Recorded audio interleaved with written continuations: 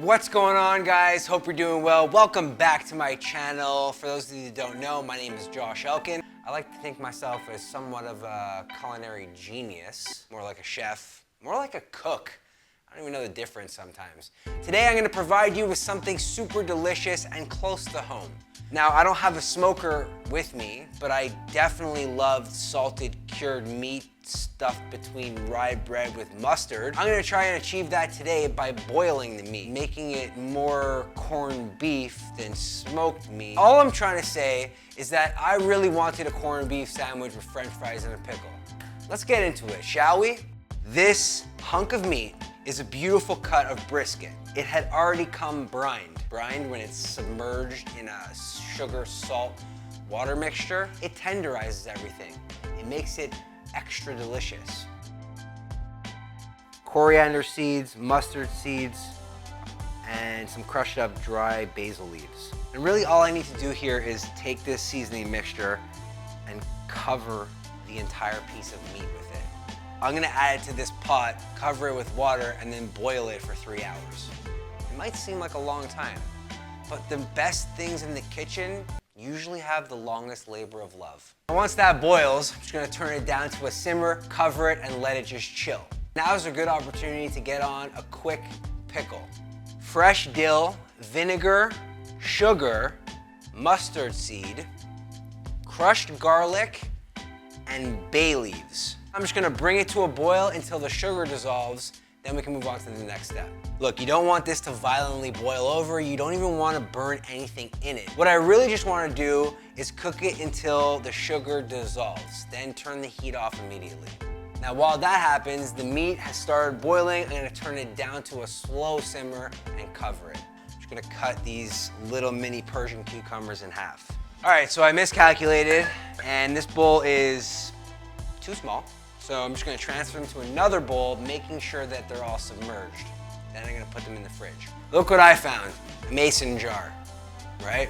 Way more efficient. I transferred it from the bowl into this. I'm gonna throw it in the fridge and plate it when the recipe's over. Pickles are pickling. Beef is boiling. Now, might as well make some french fries, right? I mean, french fries can be made in any way, really. You can use a mandolin, you can cut them by hand. As long as you end up with something similar to this, it's all good. Once the french fries are cut, add them to a bowl and submerge them with water as the oil heats up to 325 degrees Fahrenheit. Maybe you're curious.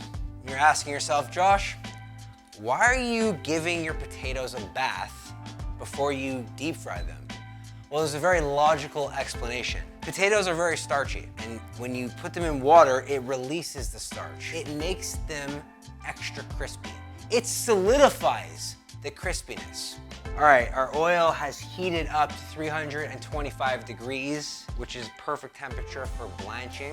It's the fry before the fry.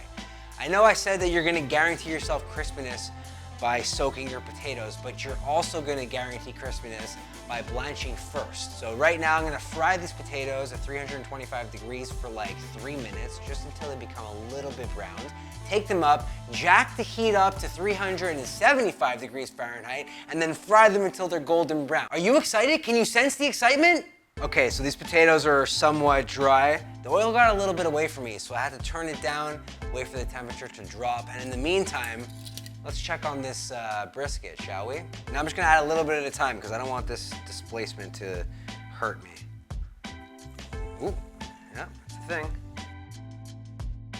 Now obviously the oil will cool down because these are a little cool. I'm looking for a little bit of a brown.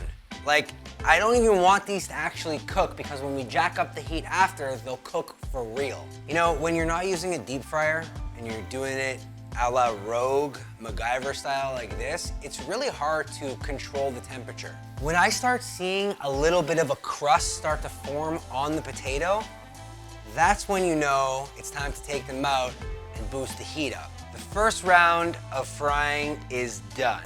Now I'm trying to boost up the oil to 350 degrees Fahrenheit. Get them nice and golden brown, and I'm almost there. I am almost eating delicious corned beef with pickles and french fries. I am very excited.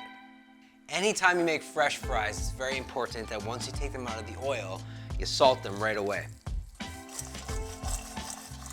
make sure you test it. Okay, at this point, the beef is done. I'm gonna take it out and let it sit and air dry for like 20 minutes. And you're gonna see it's gonna tighten up and actually get deeper in red color. Look at this thing. I mean, it definitely shrunk at least half, so that's interesting.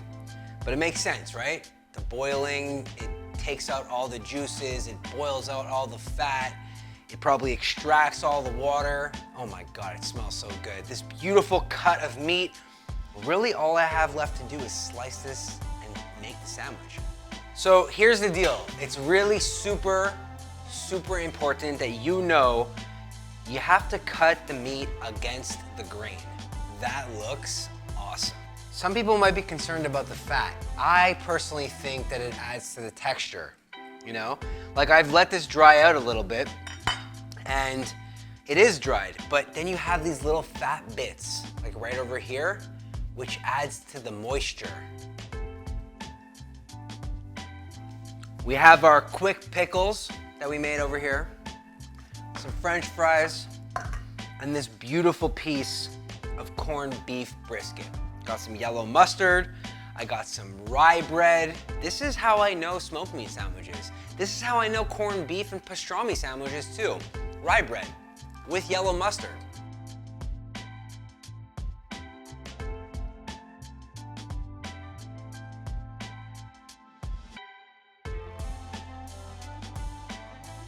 It's very cucumbery, which is what a pickle is, but it's got that half pickle, half cucumber kind of flavor. I don't know why I tried the pickle before the sandwich, but I gotta try the sandwich.